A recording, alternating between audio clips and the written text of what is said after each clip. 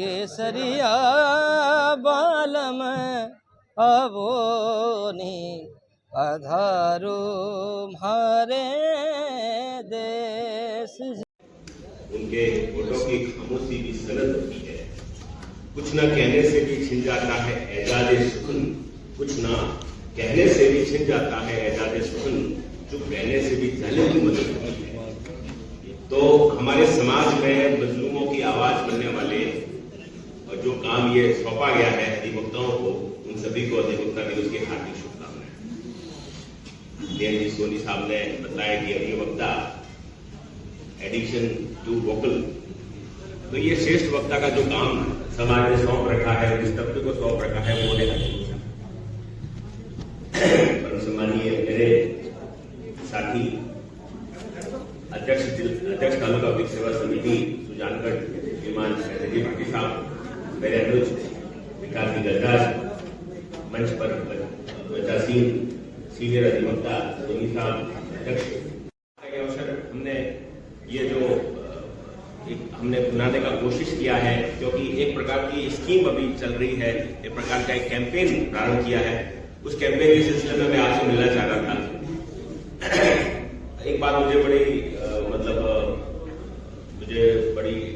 अजीब लगी कि हम जो बात करेंगे परमानेंट लोक अदालत की, और सबने लोक अदालत की बात की, मेरे साथी ने तो इसको परमानेंट लोक अदालत को इन्होंने डिफाइन किया, हालांकि सेठी जी ने लीगल सर्विस अथॉरिटी एक्ट का नाम दिया। पर एक बात जरूर हमको एक्सेप्ट करनी चाहिए कि अभी भी कई सारे ऐसे मंच है जिनकी जानकारी हम आम व्यक्तियों को नहीं है। तो इसकी जानकारी देने का ये जिम्मा हमने उठाया है। लीगल सर्विस अथॉरिटी जो बनी हुई है,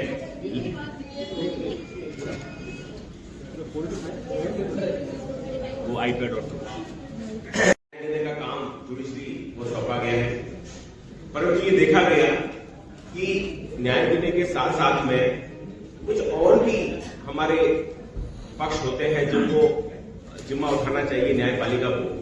तो वह जो है, हालांकि संविधान लागू हुआ 1949 में, और उसके आगे बढ़ते बढ़ते जो 42nd अमेंडमेंट हुआ था संविधान में, उसमें एक नया प्रावधान जोड़ा गया, आर्टिकल 39A। आर्टिकल 39A बताता है कि access to justice to all, न्याय के सभी बहुत समान। हमारे यहाँ पे सब न्याय व्यवस्था है, पर जो न्यायार्थी जो है वो न्यायालय तक नहीं पहुंच पा रहा है। तो न्यायार्थी और न्यायालय के बीच में सेतुबंध बनाने का काम न्यायपालिकाओं को सौंपा है। और वह जो काम जो कर रहे हैं वो कर रही है लीगल सर्विसेज अथॉरिटी, विधिक सेवा प्राधिकरण।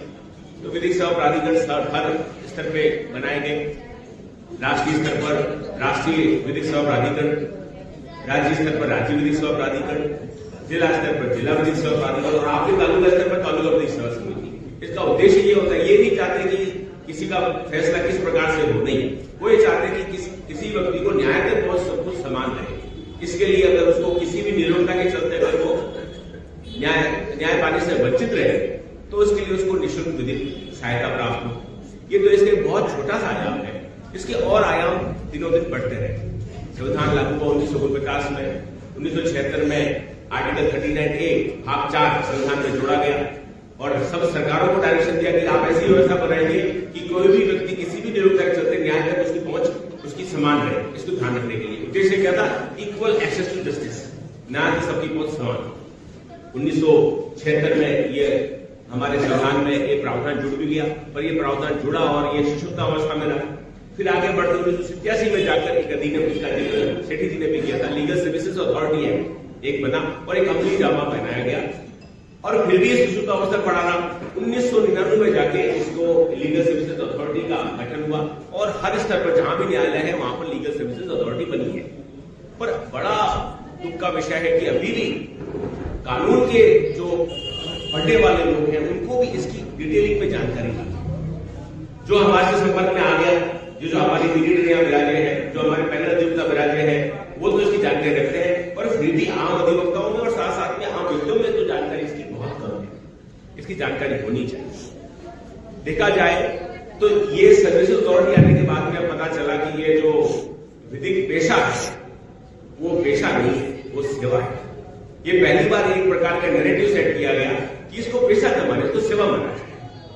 हमारे भी जो एग्जाम होता है उसका नाम होता है रास्ता जुडिशियल सर्विसेज, तो आपका भी लीगल सर्विसेज, आप भी officer of the court.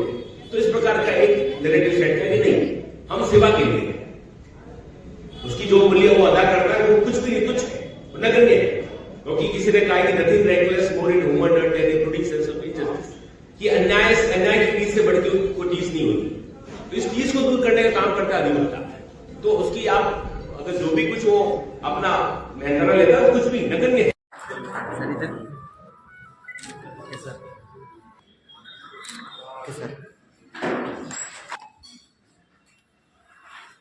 Sir सामने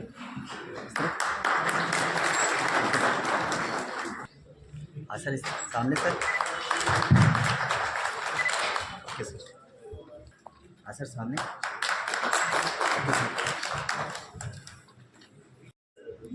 ओके सर।